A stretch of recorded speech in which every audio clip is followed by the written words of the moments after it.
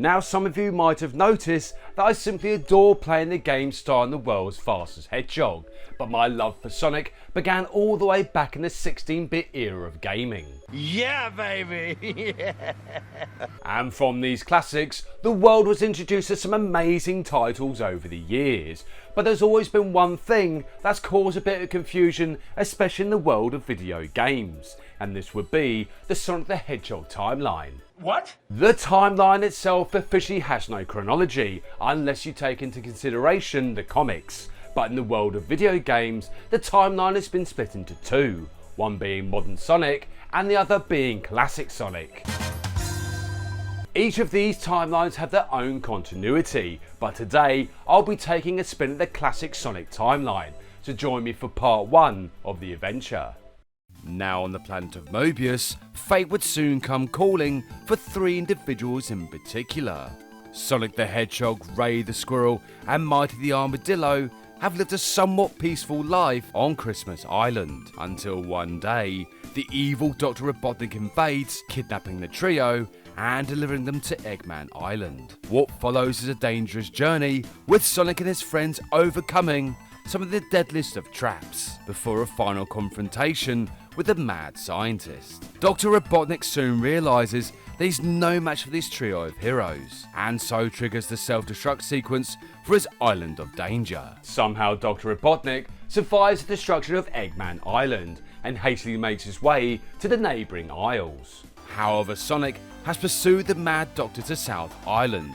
Well, hello, Mr. Fancy Pants. Sonic begins his pursuit of Dr. Robotnik in the ever-loved Green Hill Zone, dealing with a whole multitude of badniks, as well as dealing with a mad scientist along the way.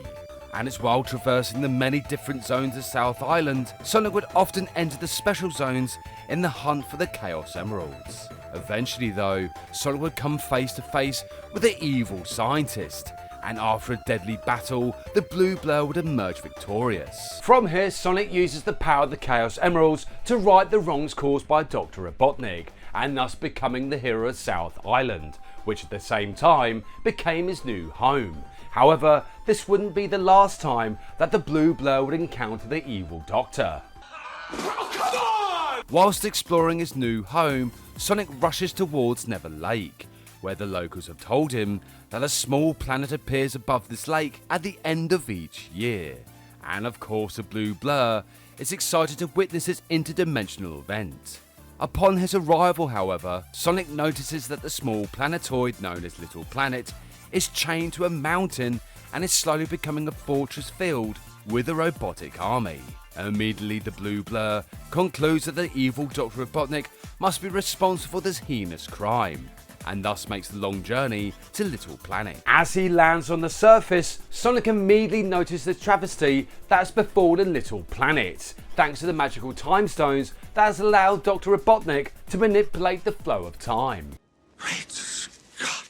While exploring the unique landscape of Little Planet, Sonic encounters a pink hedgehog known as Amy Rose, an individual infatuated with the blue blur, going to the point of calling herself his self-proclaimed girlfriend. Love me. Suddenly, out of nowhere, one of Sonic's deadliest foes kidnaps Amy, and from here Sonic travels from zone to zone in search of Metal Sonic and of course Dr. Robotnik. As Sonic traverses the flow of time, dealing with a large number of enemies, the blue blur eventually catches up with his robotic counterpart, and then they engage in a long and gruesome fight for the freedom of Amy Rose. From here, the world's fastest hedgehog overcomes all the deadliest traps thrown his way, and like before, he has a final confrontation with Dr. Robotnik. Being the victor, Sonic returns to the surface of Mobius with Amy, and witness Little Planets break free from its chains. As the planetoid begins to disappear back into another dimension, a large burst of energy is released, showering Mobius with a wave of positivity. Wow!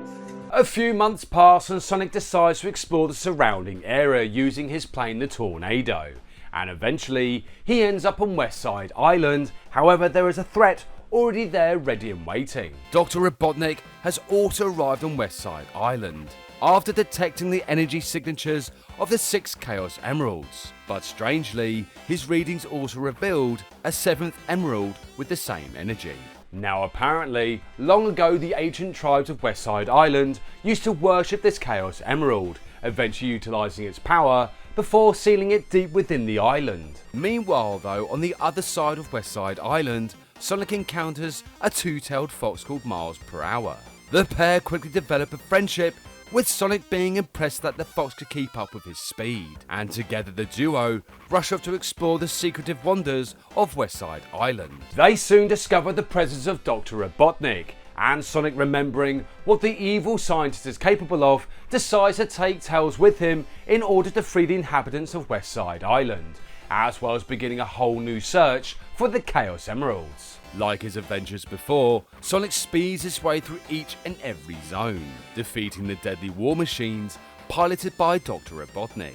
It was from these defeats that the mad genius retreats to his winged fortress, with Sonic and Tails in hot pursuit. This flying stronghold was the means for Dr. Robotnik to enter the Death Egg, but sadly, Sonic would have to enter the Sizzle of Pain alone, as Tails and the Tornado have been shot down. Using all his speed and wits, Sonic manages to overcome some of the Death Egg's deadliest traps, including an encounter with Mecha Sonic, before going on for the final showdown with Dr. Robotnik. But this time the evil scientist is fully prepared, and despite his efforts, it seems that Sonic might actually be defeated by Dr. Robotnik. In a last-ditch effort for survival, Sonic manages to overcome the odds and defeat the evil Doctor.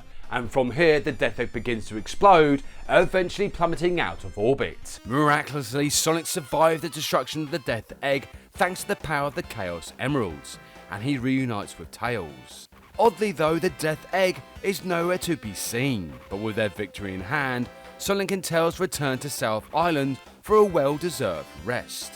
But the question is, how long will it last? Anyway, come back next time for part 2 of the classic Sonic timeline, and where the world will be introduced to the greatest guardian of all time. Thank you so much for watching, and see you next game.